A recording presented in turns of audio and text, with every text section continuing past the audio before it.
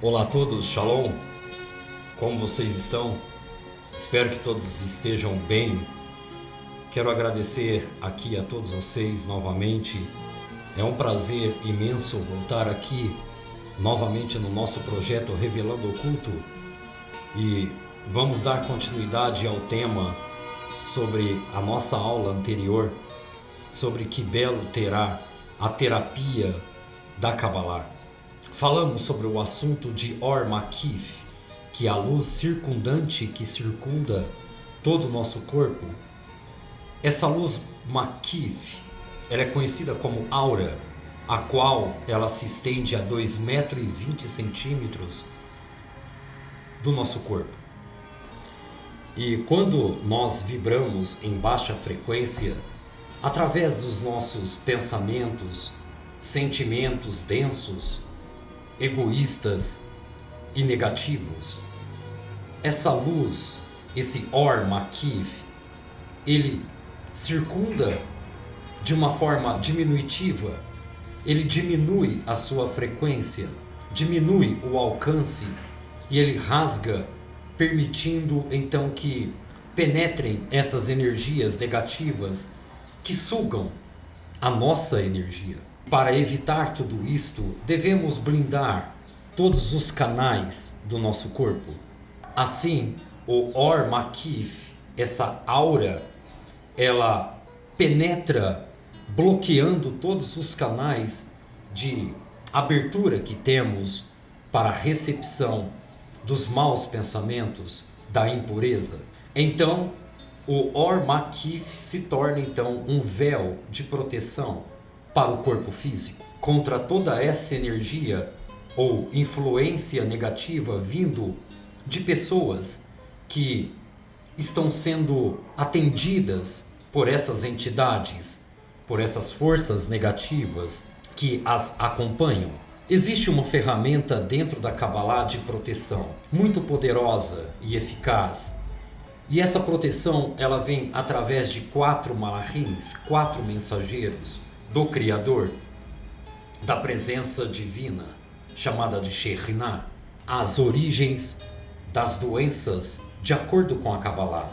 O homem é, na realidade, a sua alma, sua existência, cuja vestimenta nesse mundo material é o próprio corpo. O próprio corpo humano, constituído por pele, carne, sangue, ossos e artérias. De acordo com a Kabbalah, a alma ela é composta de 248 órgãos e ossos e 365 artérias e tendões, chamados de artérias espirituais. E cada uma dessas partes, ela corresponde a uma parte física no nosso corpo humano. Ou seja, 248 órgãos e ossos espirituais conectados à alma, a Neshama, e 365 artérias que também estão conectados com a alma. Sendo então que o nosso corpo é uma vestimenta da Neshama, da alma, e tendo o mesmo número de partes, os constituintes espirituais da alma se entrelaçam com o corpo para lhe proporcionar vida e lhes permitir cumprir com as funções físicas. Agora, quando chega a morte, Mavet, a alma ela se separa do corpo. Todas as partes físicas perdem sua conexão espiritual que as mantinha com vida e dessa maneira deixam de existir. Para poder entender melhor o significado das doenças de acordo com a Kabbalah, é necessário primeiro compreender o conceito cabalístico da palavra dar e receber. A Kabbalah ela nos instrui que existe apenas 2 seres na existência. Chama-se desejo de doar, prazer, que é chamado de Or, do Criador, e o desejo de prazer para o vaso, para o recipiente, para o Kli da criatura. Portanto, o pensamento divino da criação é na realidade o desejo do Criador de doar luz, de agradar, de dar prazer às suas criaturas. Criador significa o desejo de doar, que é a luz, que é o prazer. A criação, ela é feita inteiramente de um desejo de receber o prazer, de receber a luz da própria criação, sendo a própria essência da criatura, a qual todos os Mekobalim chamam de Kli, o vaso, o recipiente. Portanto, todas as criaturas foram criadas para receber a bondade dessa luz divina chamada de Or Ein Sof, que preenche todo vaso, todo recipiente, todo Kli, e isto torna-se o desejo de receber o prazer do Criador. A natureza do vaso, do Kli, do recipiente, que é o nosso corpo, e cada um dos nossos órgãos, é o prazer de receber a luz divina, que é a fonte de energia da vida, da saúde integral e plena. Qual é a diferença entre o desejo de receber e o egoísmo? O desejo de receber é um desejo natural da sociedade, que deve ser preenchido, ou seja, eu quero simplesmente receber esse prazer, e há uma necessidade básica para esta existência. Já o desejo de receber para si mesmo é a manifestação da nossa natureza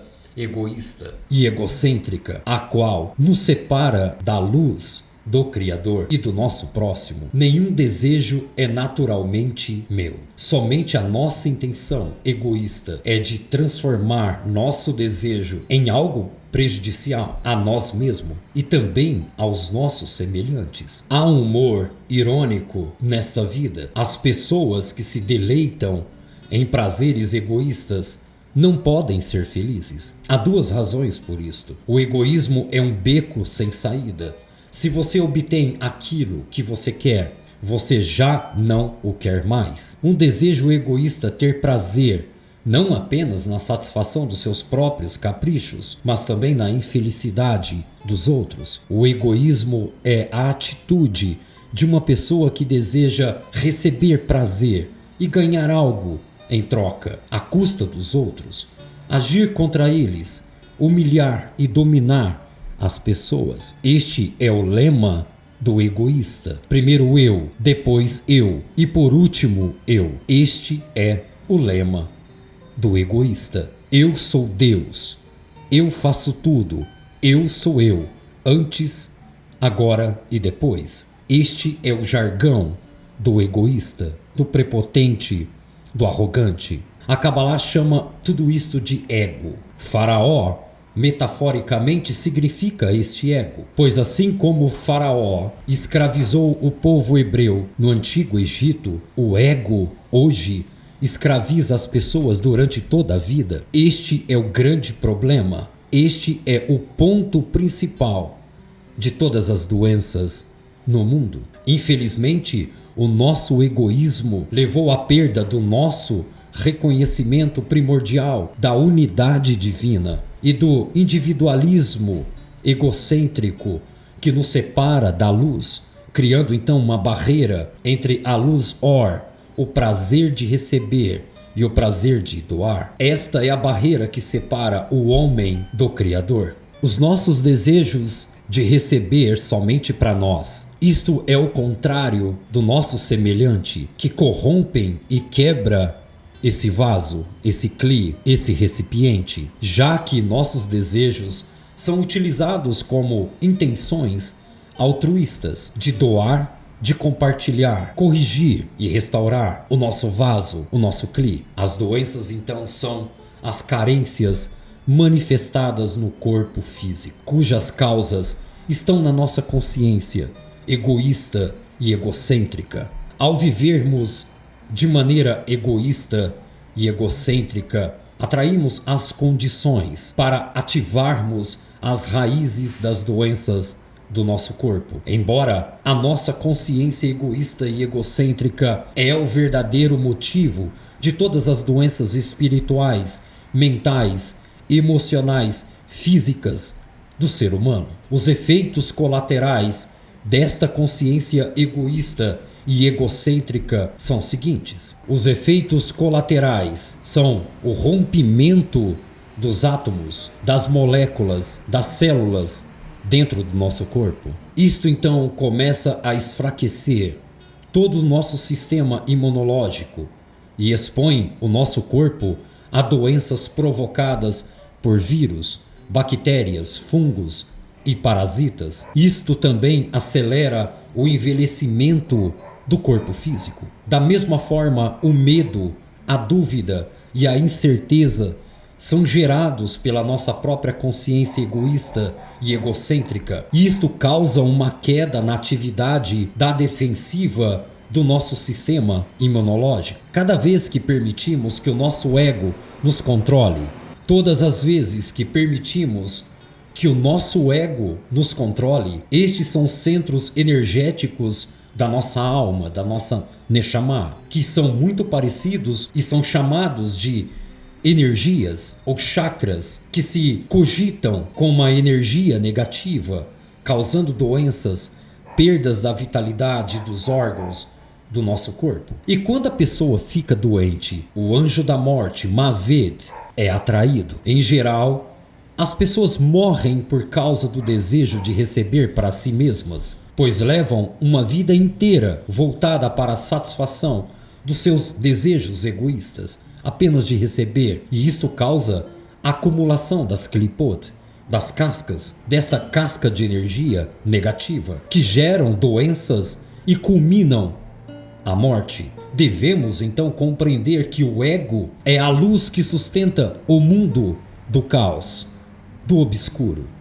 O ego, ele obscurece a nossa consciência. O ego é responsável por todas as doenças. O ego é responsável pela fome, pela miséria, pela corrupção, pela criminalidade, pelos conflitos, pelo caos, pelo sofrimento, pelo terrorismo, pelas guerras. O ego é responsável pela morte. O ego dá vida à morte, transforma o mundo num vale de lágrimas. Nossas ações egoístas são um bumerangue que voltam e batem na nossa cabeça novamente. E quando esse ego transborda, nós nos afogamos. Enfim, o nosso sofrimento, dor, frustrações, ressentimento são frutos dos nossos pensamentos, sentimentos, palavras, atitudes, egoísmo, que não só nos afetam, mas também afetam todos aqueles seres que estão ao nosso derredor. O mais curioso é que o ego se ofende quando lhe é mostrado o seu reflexo, de quando a sua imagem é exposta na tela. Devemos então compreender que o amor à liberdade é o amor aos outros, e o amor ao poder é o amor a nós mesmos. Se aprendermos a desativar nosso egoísmo, podemos então restaurar. Se aprendermos a desativar o nosso egoísmo, poderemos então restaurar a nossa conexão com o Criador, e será o começo de nossa ascensão pela escada espiritual, nos degraus, subindo a escada de Yaakov. O começo do processo de correção para o nosso egoísmo.